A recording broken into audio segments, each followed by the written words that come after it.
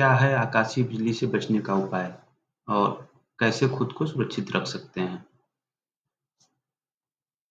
आकाशीय बिजली, ये अभी जब से बारिश हो रही है तो फिर आप डेली न्यूज़ में कुछ न कुछ खबरें आकाशीय बिजली से जुड़ी सुनते होंगे। जैसा कि हम दिखा भी पा रहे हैं आपको कि अभी मध्य प्रदेश विदिशा में आकाशीय बिजली गिरने से 3 लोगों की मौत, 5 लोग झुलसे या औरैया जिले में बालिका की मौत, पेड़ के नीचे जाना बना जान का दुश्मन। तो आप इस न्यूज़ से या खबरों को सुनने से ये अंदाज़ा लगा सकते हैं कि आकाशीय बिजली जो भी गिरती है उसमें कहीं न कहीं नुकसान जान-माल हर तरीके का होता है। इसलिए इस मौसम में आकाशीय बिजली के बारे में थोड़ी-सी समझ होनी चाहिए।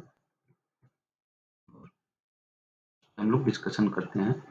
आकाशीय बिजली लाइटनिंग स्ट्राइक्स, जैसा आप देख पा रहे हैं हम में से हर किसी ने देखा होगा बिजली चमकते हुए, कड़कते हुए, बादल की गर्जना के साथ।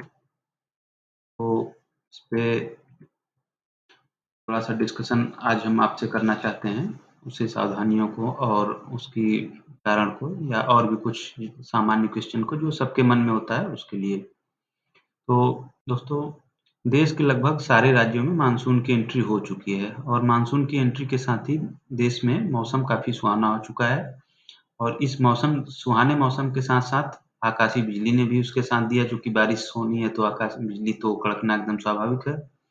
ऐसे में खेतों में काम कर रहे या टहलने जा रहे या रोड पे जो भी हैं या कहीं बाहर हैं, ये लोग आकाशीय बिजली का शिकार हो जाते हैं और यह समस्या आज से नहीं, सदियों से चली आ रही है।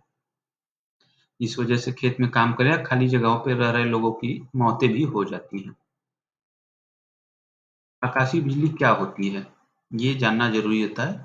तो वायुमंडल में विद्युत आवेश का डिस्चार्ज होना, मतलब एक वस्तु से दूसरी वस्तु पे जो अ, आवेश होता है, वो जब ट्रांसफ़र होता है तो उससे हमारा और उ जो है जब ट्रांसफ़र होता है तो उससे उत्पन्न थंडर जो कड़कड़ाहट होती है, कड़कड़ाहट की आवाज़ वो उसी को हम आकाशीय बिजली कहते हैं।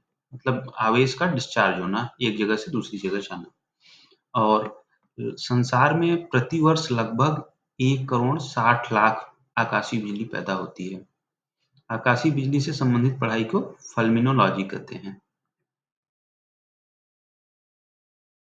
तूफ़ानी तूफ़ानी बादलों में विद्युत आवेश पैदा होता है, जब ट्रांसफ़र होता है चार्ज का, तो तूफ़ानी बादलों में विद्युत आवेश पैदा होता है और ये तेज़ी से आसमान से ज़मीन की तरफ आता है। इस दौरान हमें तेज़ कड़क आवाज़ सुनाई देती है और बिजली की स्पार्किंग की तरह प्रकाश दिखाई देता है। इस पूरी प्रक्रिया को आकाशीय बिजली कहते हैं। मतलब कि जब तूफ़ानी बादलों में विद्युत आवेश होता है, तो ये तेज़ी से आसमान से ज़मीन की तरफ आती हैं और ये सभी बिजली ज़मीन से नहीं टकराती है, बहुत से इसमें बादलों में ही रह जाती हैं और आकाशीय बिजली जो होती है वो एक्स-रेज़ से लैस होती हैं, एक्स-रेज़ से परिपूर्ण होती हैं। आकाश से गिरने वाली बिजली लगभग 4 से 5 किलोमीटर लंबी होती है और इसका फ्लैश 1 से 2 इंच चौड़ा होता है। ये तो बेसिक जानकारी हो गई हमारी लाइटनिंग स्ट्राइक्स के बारे में। बाकी कुछ बेसिक सवाल जो लोगों के मन में आते हैं, हमारे मन में आते हैं, तो उसको जानना ज़रूरी होता है कि आकाशीय बिजली में पावर क्या होती है? तो ये दोस्तों बहुत ही पावरफुल होता है।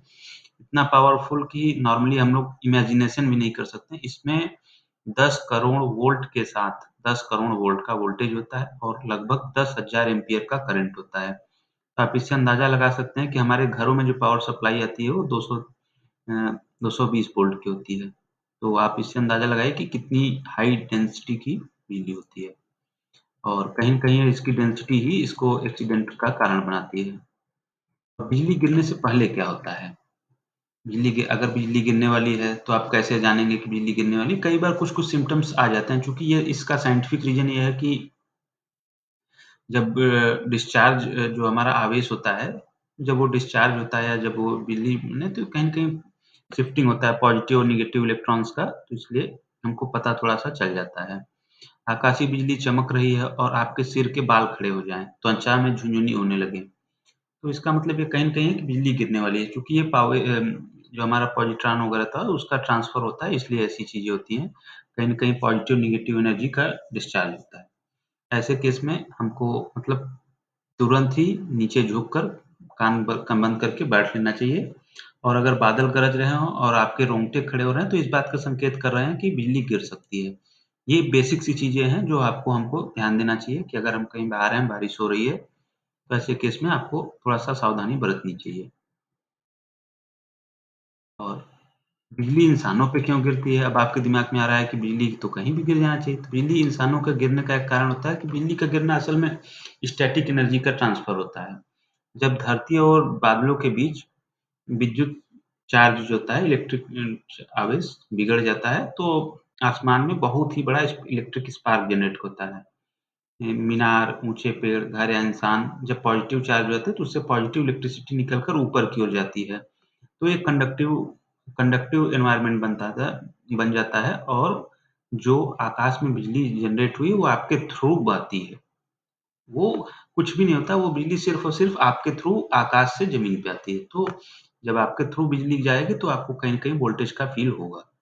वो इसलिए इंसानों पे बिजली गिरती है या पेड़ों पे गिरती है, पॉज़िटिव चार्ज ट्रांसफ़र की वज़ह से। और एक जनरल सी मिथ है कि आप हम लोग के बीच में कि क्या कमरे के अंदर बिजली गिर सकती है कि नहीं? बि मिथ ये है कि बिजली कमरे के अंदर गिर सकती कि नहीं। तो अगर आप घर में हैं, तो आप बिजली गिरने से 100% सुरक्षित हैं दोस्तों। इसलिए कभी बिजली गिरने जैसा माहौल हो तो आप घर में रहिए, नो डाउट आप सेफ हैं। और घर आँधी के दौरान सुरक्षित जगह होती है, फैक्ट ये होता है, बशर्ते आप बिजली हाँ, आप घर में हैं तो उसपे आपको एक चीज़ ध्यान देने की ज़रूरत ये है कि आप बिजली का संचालन करने वाली किसी भी चीज़ से दूर रहें। इसका मतलब है कि जो भी वायर वाले फ़ोन हैं, बिजली के उपकरण हैं, टीवी केबल है, कंप्यूटर या प्लम्बिंग या मेटल की चीज़ों को दूर रहना चाहिए। अदरवाइज़ वो आपके अंदर फ्लो कर सकता है अगर वो बिजली आपके घर के थ्रू आती है तो। हालाँकि हम लोग घरों में बचने के लिए लाइटनिंग अरेस्टर का यूज़ करते हैं जिससे बिजली आए और वो ज़मीन में सीधा चली जाए। राष्ट्रीय आपदा प्रबंधन प्राधिकरण एनडीएमए के मुताबिक कुछ डेटा है जो आपको बताना चाहेंगे हम। वो डेटा ये है कि हर साल बिजली गिरने से लगभग 2500 लोगों को 2500 लोगों की मौत होती है।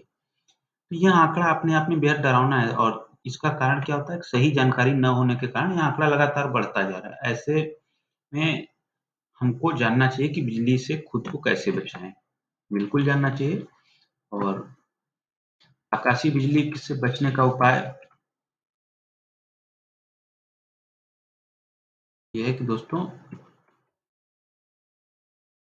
बारिश के दौरान खेतों, खुले मैदानों, पेड़ या किसी ऊँची खंभे के पास न जाएँ, क्योंकि इनसे बिजली गिरने की संभावना सबसे ज़्यादा होती है। इसलिए आप ऐसी जगहों से जाने से बचें। बिजली से खुद से बचाने का सबसे अच्छा तरीका ये है कि बंद जगह ढूँढना।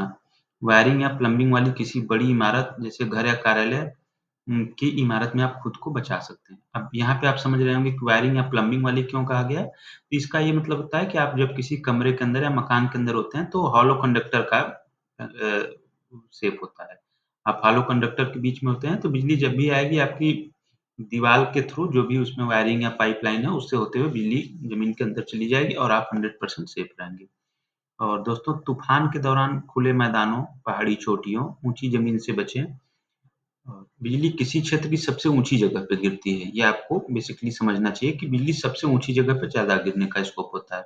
इसलिए संभावित बिजली के पोल के खंभों से दूर रहना ज़रूरी है। ये बेसिकली एकदम सावधानी बरतने वाली चीज़ है कि आप बिजली के खंभों से दूर रहिए। यदि आप बाहर हैं तो निचली भूमि या घाटी वाली जगहों पे रहिए।